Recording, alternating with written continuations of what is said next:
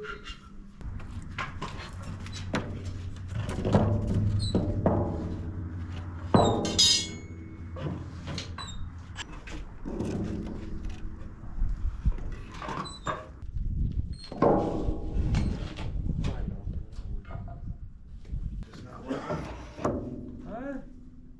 this not working?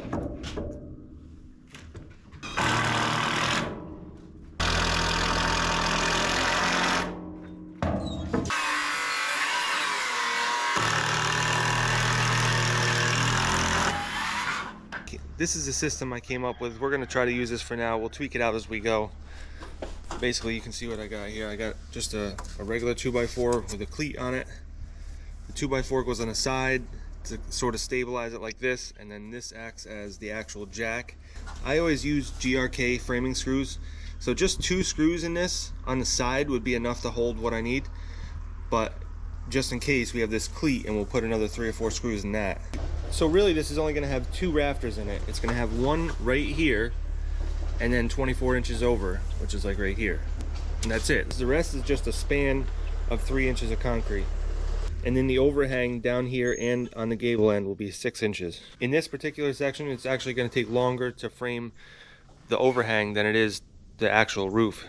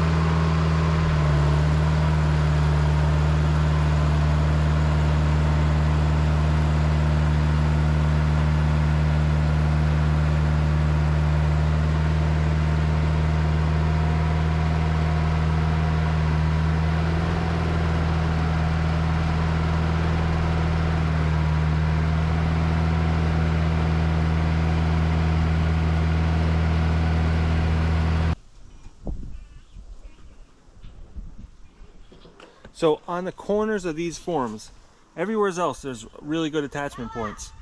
But on the corners, there's only these little straps right here, which it's hard to see, but it's a pretty big area, but there's only one in the middle of each form.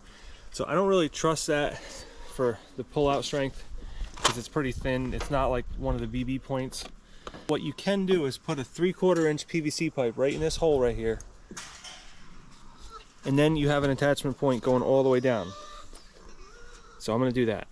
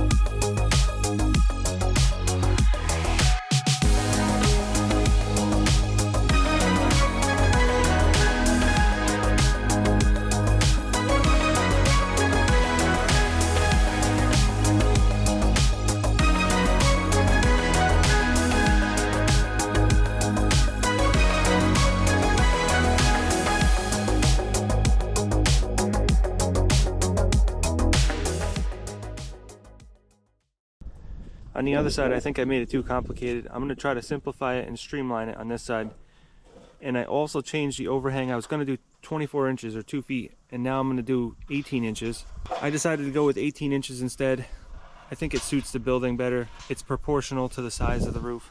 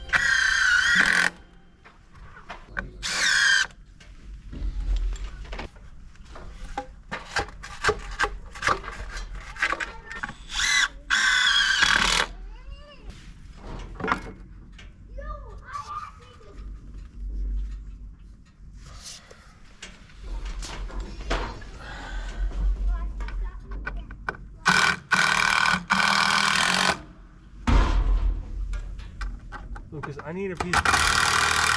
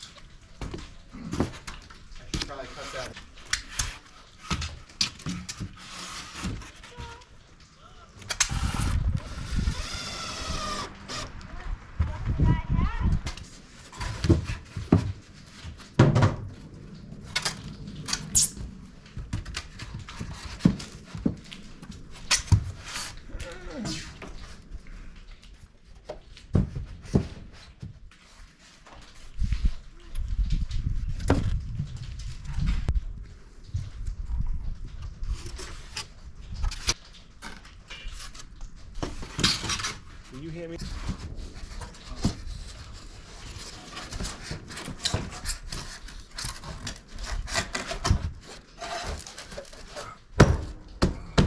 Yeah. That just already on it. I'm really liking the way that this works out here. After doing the other side over there, it was apparent that I needed to do something that was just a little bit more streamlined and a little bit more adjustable. The way I did this right here is pretty much how you would do a soffit and fascia on a regular house. And what I did is hung it out a few extra inches. That way I could have the vertical 2x4s attached to it, and then I could adjust them like this, and they actually hold. What I can do with that method is snap a string from here to here, and then just bring the 2x4 to the string, and then I can have a perfectly straight fascia, which I really insist on having on this house. I absolutely cannot stand wobbly fascias. Normally with wood you can adjust it after you put it in. You can put shims in and make sure that that fascia is perfectly straight, but with concrete you only have one shot. And yes, you could grind away some of the high spots and you can fill in some of the low spots, but I want to try to get it as straight as possible without having to do any of that, because that's a lot of work. I also wanted to change it so that I have insulation on everywhere except for the top, and then the little bit right there. Because we're hitting freezing weather, some of this stuff is going to go through the night where it's freezing, and I don't want it to freeze through. So minimum I put was 1/2 inch. Those are the big spots. And then I got the little bit of fascia right there that I put 1.5 inches just because I already had some. Down there I used 1 inch for the fascia just because I had it. That way when we pour this, if it's freezing, I can just put my concrete blankets over the top of it and not have to worry about anything because everything else is insulated. I actually didn't complete that side over there because I kind of got discouraged about the method that we were using. So now that I'm set with this method, I'm gonna go ahead and fix the other side the best I can. It's still gonna be exactly the same once it comes out. I just had a different method so it looks different from the outside. But after 30 days or so, I can take all the bracing out and then it'll look exactly the same over there. It just took longer to get there. Moving forward, it should be pretty easy to duplicate this in a much quicker manner. So what I'm gonna do is complete this with all the rebar ready to pour, and then I'll go ahead and finish that side over there. And then we can work on the fun part, which is gonna be the entryway.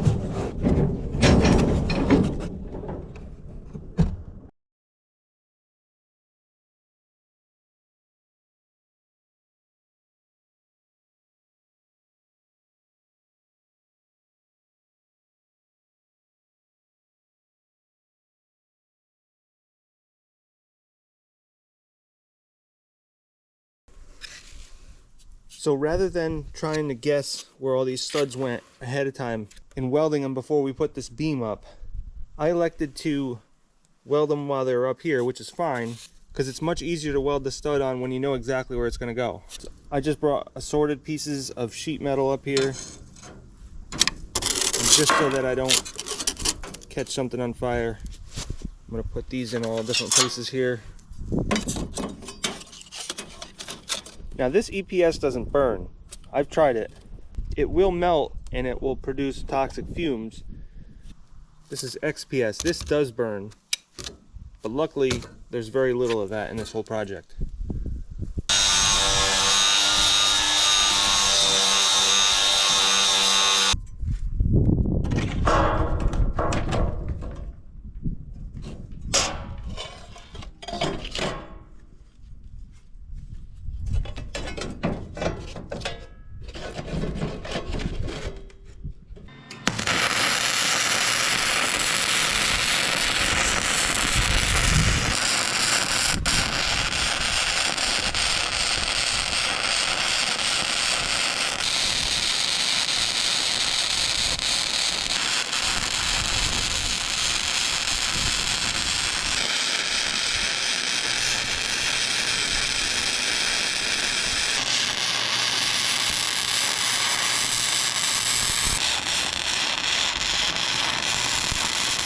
Now that we're done forming and shoring up those two small sections on the back there, I'm going to work on this entryway right here. And the first thing I need to do is build up this gable wall just a little bit. It needs to come up like 2 feet, but there's going to be like a triangle and it's going to have a beam pocket.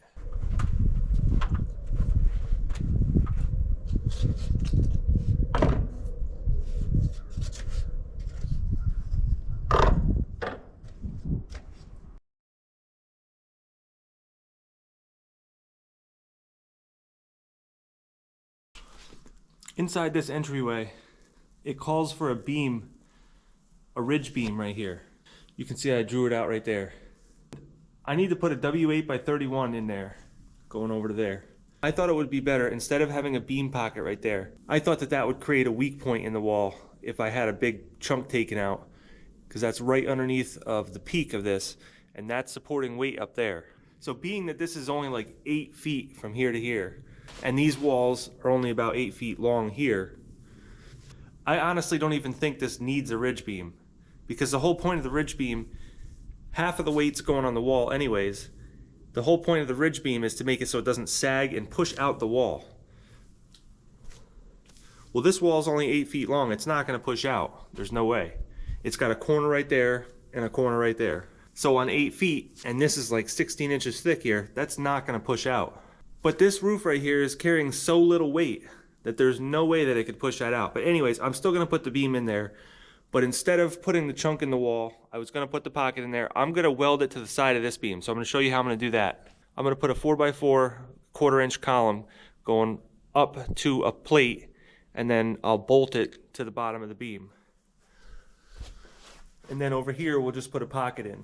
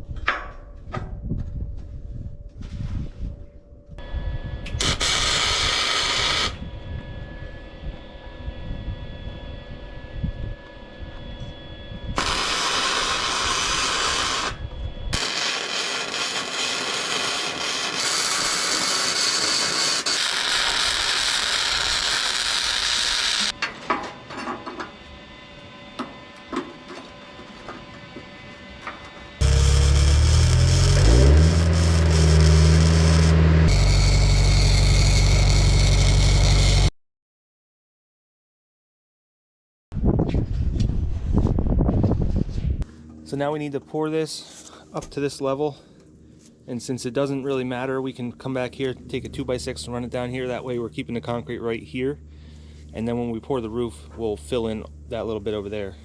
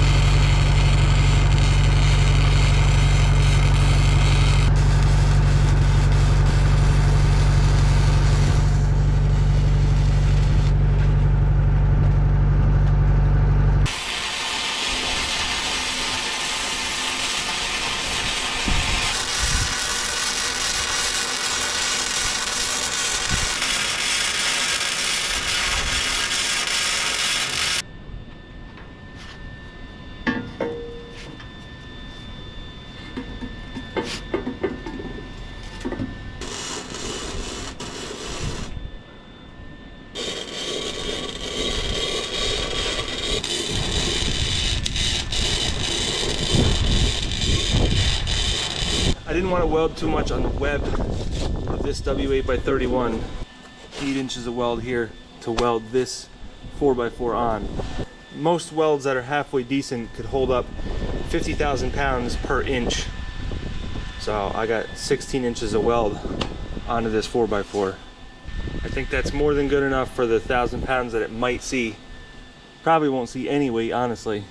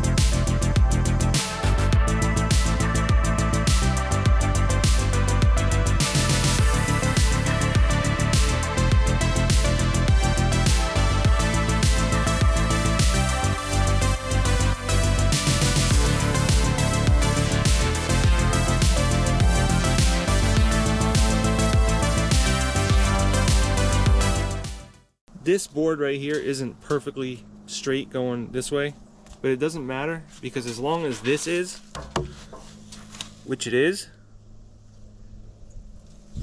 then that's all that matters, because I'm going to put a piece of foam in here and that's going to rest on this. And it's going to stick up just a little bit past this, so this doesn't really matter.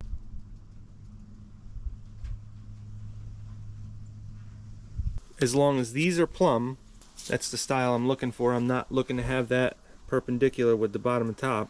I want a plumb cut fascia. And you can see it'll be sharp right down here, but I'm going to put a piece of wood in here and just go across like that. Just a little triangle in here. I was trying to make it with the foam, but it's so small that it's easy to damage it. So I want it to be nice and clean. So I'll use a piece of wood and cut that out and put it in there. The next thing I'm going to do is put 5/8 OSB down, and then I'll put 1/2 inch rigid insulation on top of that.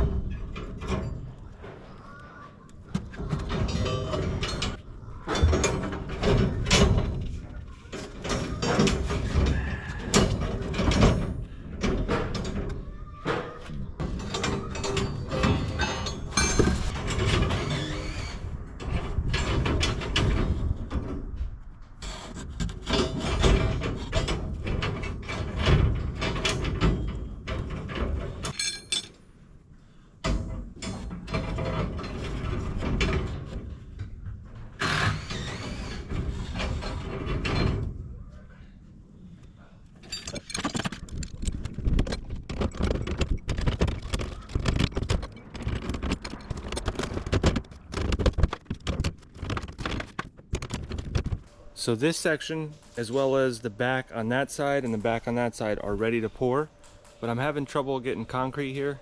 I got a whole process for that, the whole operation, but it's not here yet. My plan was to pour those before I moved on, but what I'm gonna do so I'm not wasting time is get going on this whole front end here. So there's gonna be 4 different sections, 2 on each side. Each one of them is a different pour because there's gonna be a divider. But we're just gonna get those all framed up at once just to get it done. It's definitely not the way I wanted to do it because I wanted to get these sections poured to kind of learn about it before I moved on.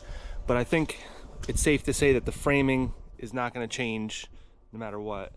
It's probably only minor details that I would change after doing a few pours and learning about it. So one thing I did change about the whole process is on those sections in the back there, we use 2x4s to go from the ridge to the wall, and then we put some supports up vertically. So now I want to change that because I don't want to be putting any weight on the floor. I want to actually be putting the weight where it's supposed to go. So I'm going to frame this out like a conventional roof, and then we're basically just going to build on top of that. So the longest span is from here to the ridge, which is about 13 feet. So I'm going to use 2x12s for that on 16-inch centers until I get to that valley, and then each piece is smaller from there up. So then I'll start using 2x10s and 2x8s, because it doesn't matter on the bottom, it doesn't matter that it's flat, it only matters that it's flat on the top.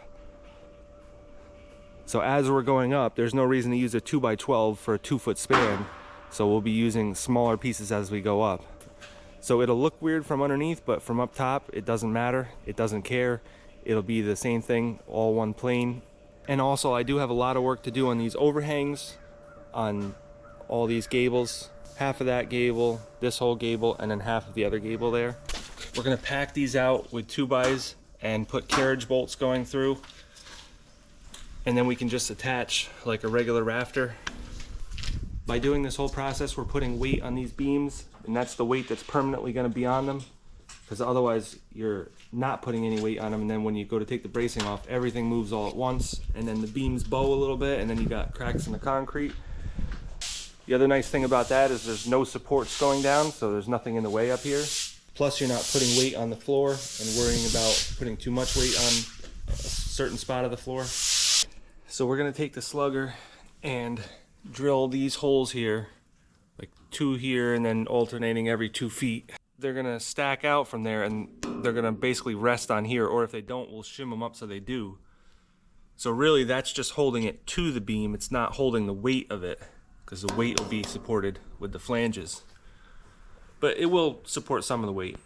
So we gotta pack all the beams out so that it's outside of the flange. That way we can frame up like it's actually a wood beam and we're just going right into it. So you do end up using a lot more expensive lumber doing it like this instead of 2x4s, but right now lumber is down a lot, and I'm sure I can use them for something else in the future. We'll be using a lot of like 2x8s, 2x10s, 2x12s.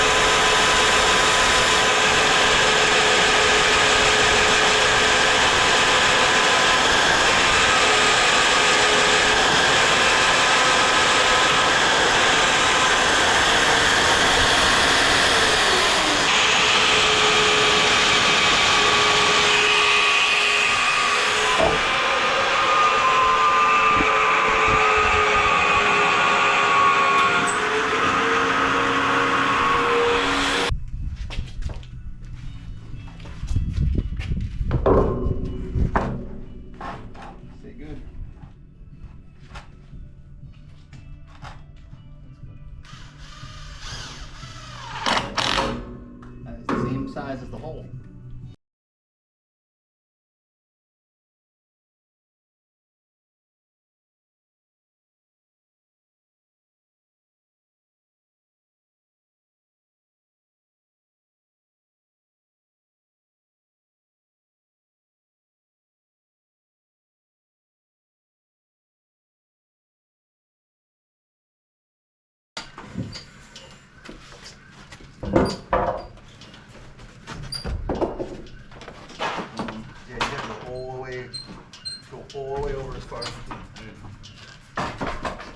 You're going on the next one.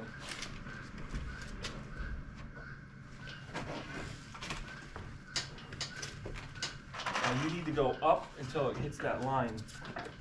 Lucas, why don't you just help tap it?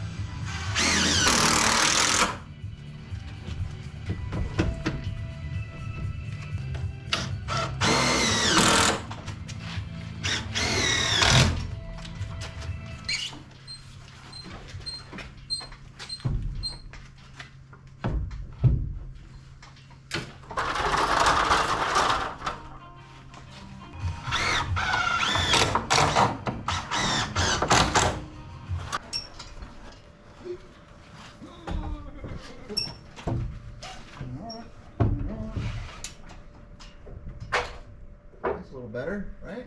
I got it.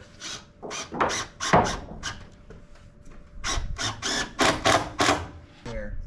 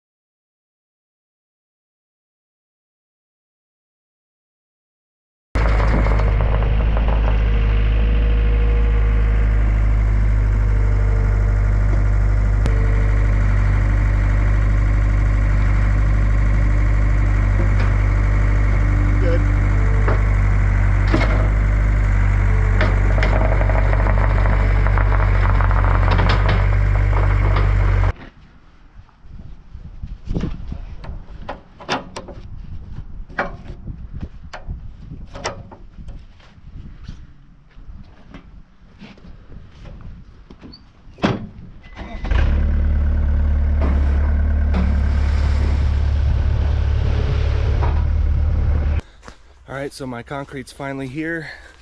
They're out by the road. I gotta get them in here. They're here really early, so I don't even have help. Alright, so this guy said he's gonna back down my driveway. I told him that I'd done that before and I got stuck. But he said he's gonna do it anyway, so we'll see how that goes. The problem is if he goes down at the wrong angle and he wants to correct himself, he can't go back up the hill with that load on there. So I'll probably have to push him if that happens.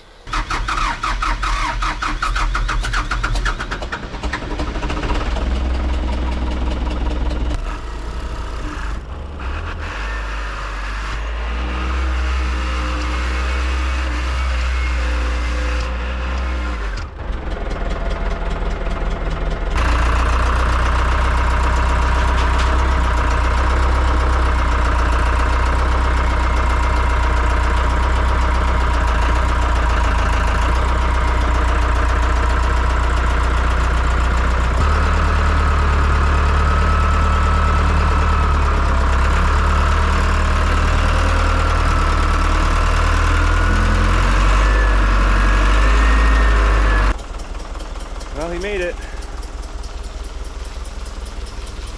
pretty good. Come down that driveway backwards like that.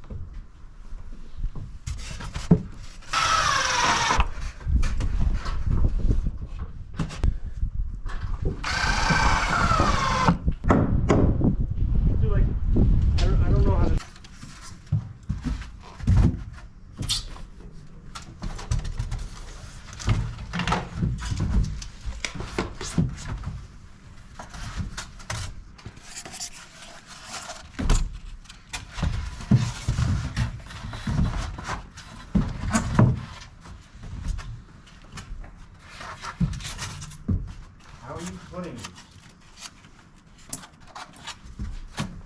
It's going this way? Hold on.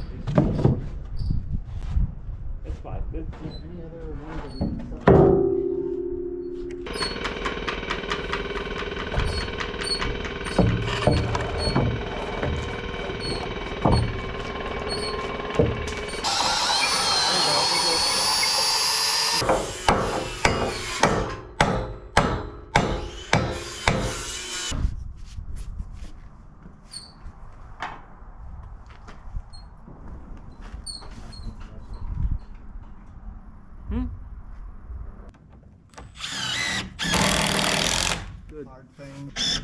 Yep. Good.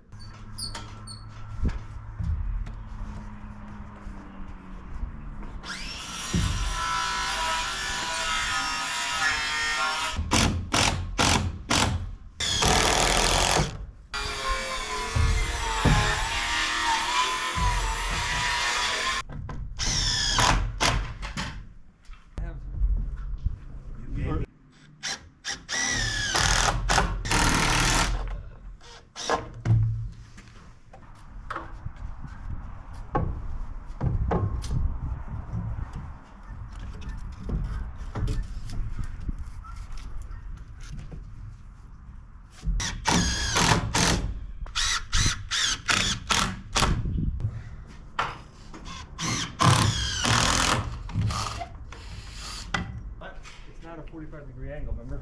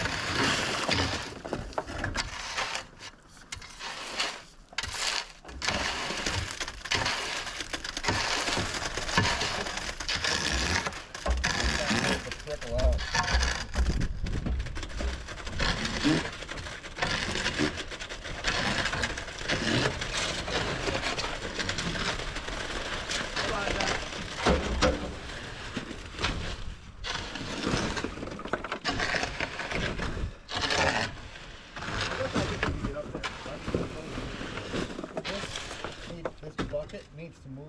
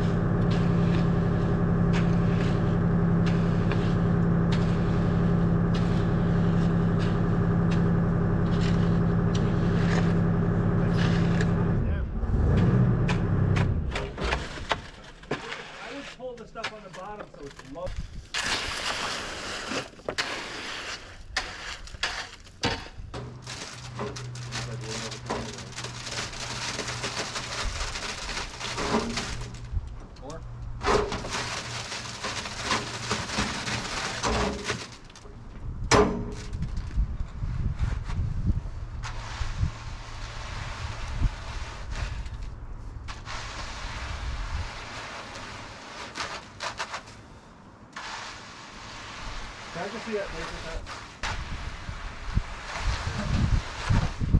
stuff really just needs to set up.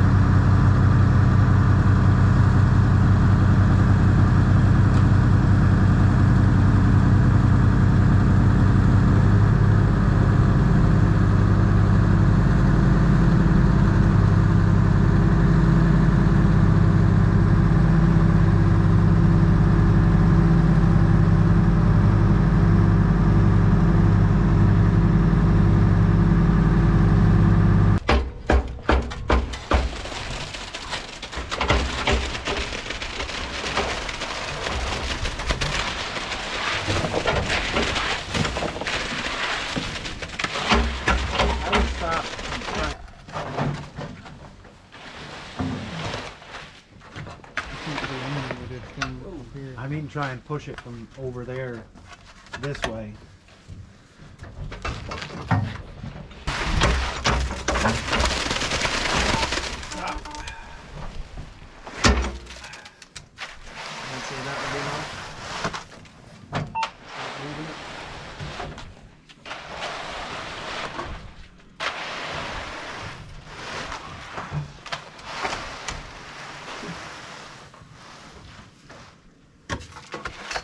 Here, I brought the hoe up. That should be a lot easier to move around with someone.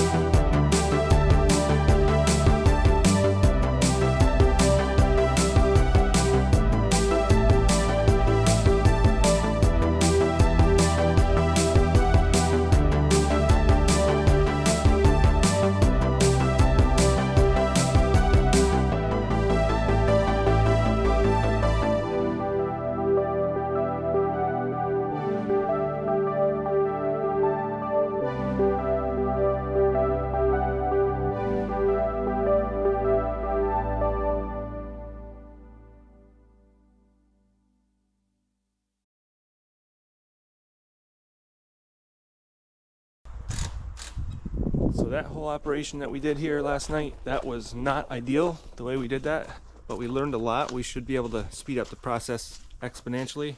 It's below freezing every night, so I need to put these concrete blankets on there, but one concrete blanket does this whole side here.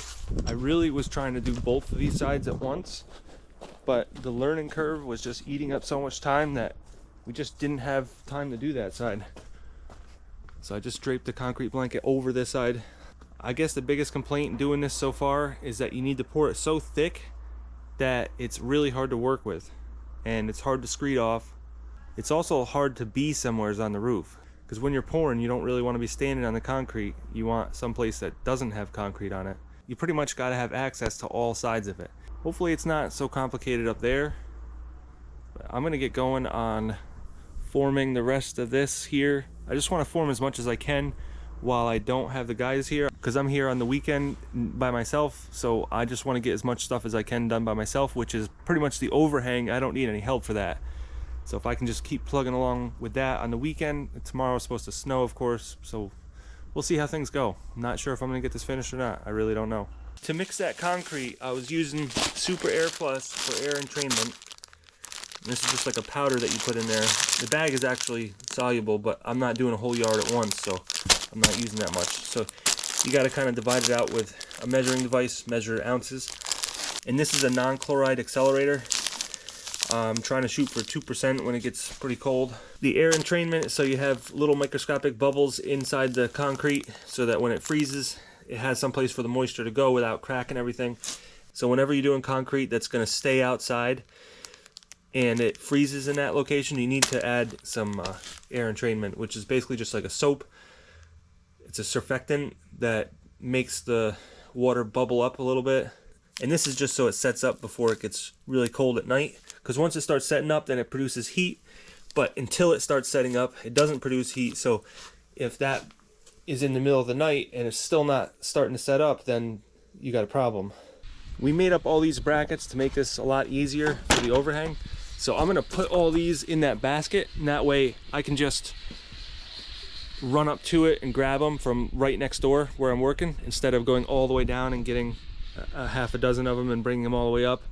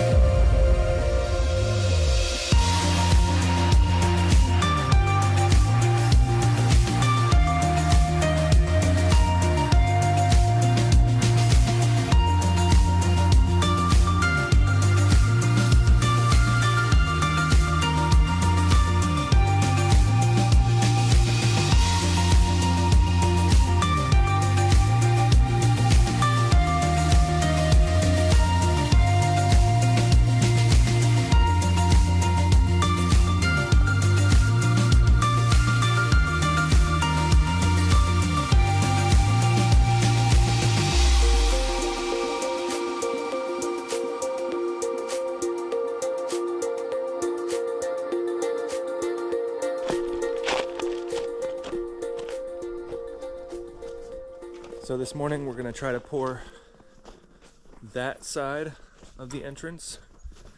Everything is all melted off. We still got a lot of snow everywhere, but it's above freezing right now. I got one of the concrete blankets melting the snow on it. Trying to warm it up most I can.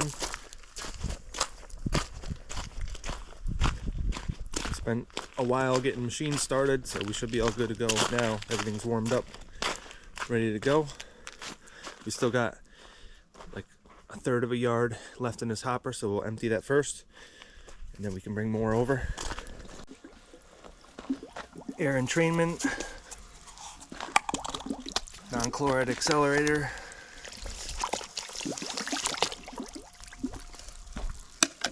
Just add that to the first bucket, and then that way when you're adjusting the mix with different water amounts, everything is already in there to begin with.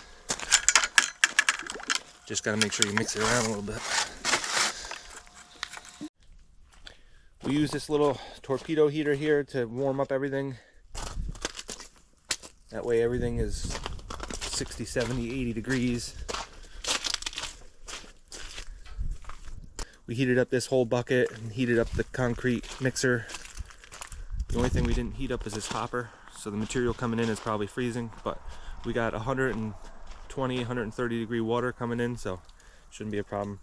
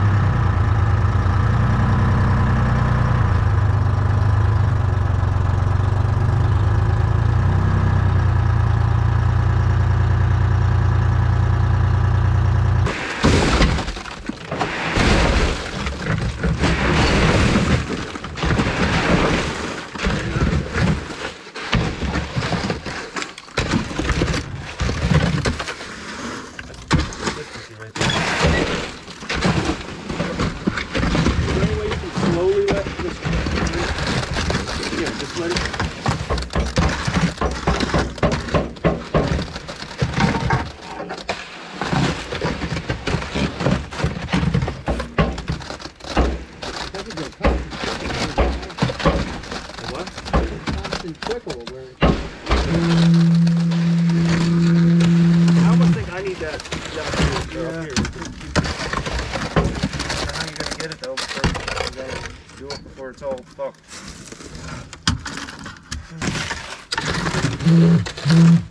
There ain't no... I would do this one. Huh? This one.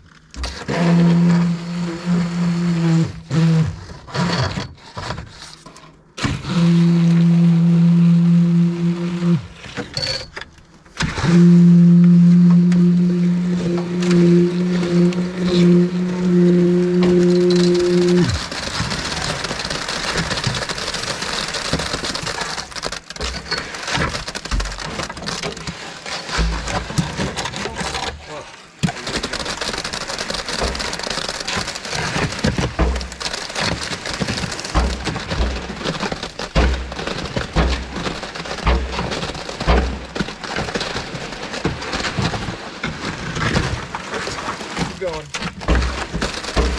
Gotta get down to these. No, but as soon as I vibrate, it's gonna all go down.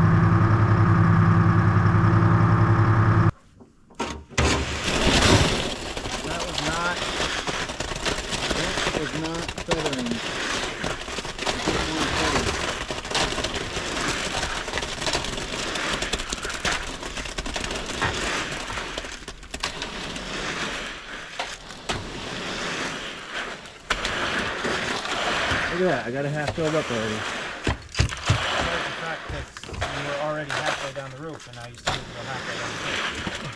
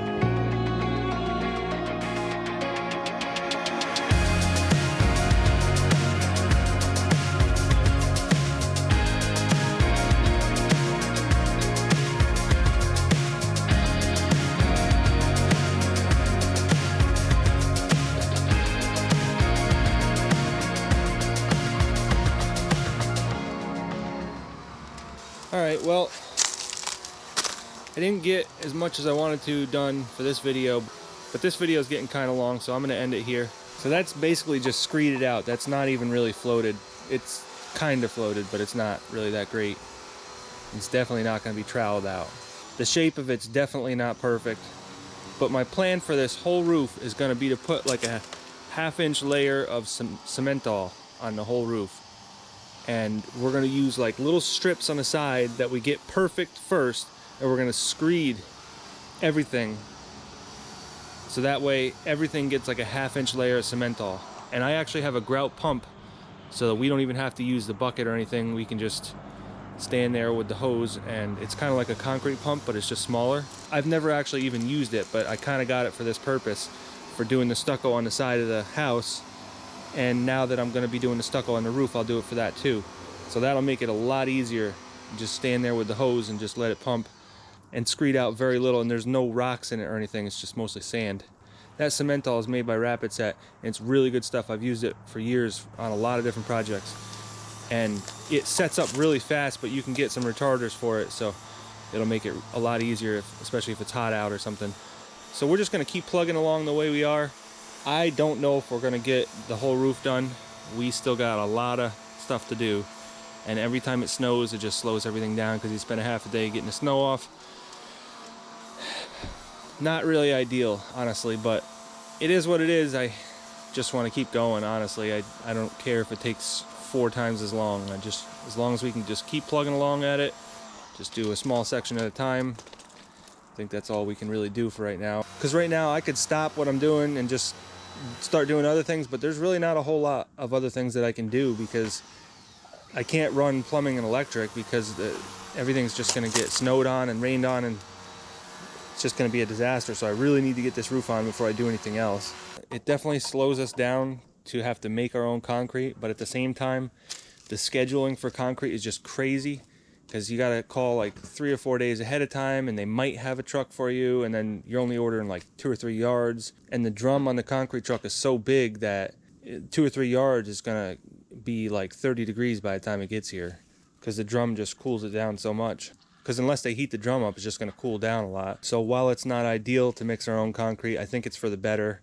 It definitely takes off a lot of pressure. We can just pour when we're ready, and we don't have to worry about like if something goes wrong. Because if one machine doesn't start, then the whole operation is shut down. So the first thing we got to do in the morning is start up the crane, start up the telehandler, start up this boom lift, and make sure everything is running good. The skid steer starts instantly though. That's not a problem. But the crane is a little cold-blooded, and the telehandler is cold-blooded, and this is not too bad as long as you keep it charged because the alternator doesn't work. Actually, to be honest, the alternator doesn't work on the crane, it doesn't work on the telehandler, and it doesn't work on this boom lift.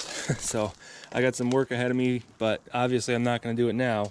The finish on the roof is not going to look like I wanted it to, but with the cementol, I know I can make it look really good. And to be honest, as long as there's not like big holes in it, I don't really care how it looks. It doesn't need to look super sharp. It's just a roof. Most of the roof you won't be able to see anyways, unless you're in a drone or something. So basically we have one pour there, one there, one there, one there, and then on the other side, we got one on the corner, one on that corner, and then we have the whole middle on the back, which I figured we'll do that last because that's probably going to be the easiest one because it's only like a 3-pitch. I'll probably get a pump truck and get a concrete truck for that section in the back there, and we'll just get that all done at once. I don't even know if we're going to get to that, honestly. And if we don't, I might just frame something temporarily just so we can keep heat in there. So as long as we can get the first 4 sections on the front here done, and then the 2 on the back, the 2 small ones, then I think we're good for this winter. And the rest of it I can deal with. The concrete blankets are an absolute must. I'm going to put those on in just a few minutes here. And I'd like to keep those on for at least 2 or 3 days. By that time, the concrete's not making any more heat, so it doesn't make sense after that. But the first night especially is really critical. You need to make sure the concrete gets to 500 psi before it freezes, otherwise you'll have problems and the strength will be lowered a lot. Which on this doesn't matter because it's way overkill, but we just need to keep the method in mind for up there. Even up there is way overkill. The rafters can hold probably 3 times as much as they need to, but still we want to make sure that we get everything vibrated good, and make sure it doesn't freeze. So I guess that's it for this video, and I'll catch you guys on the next one.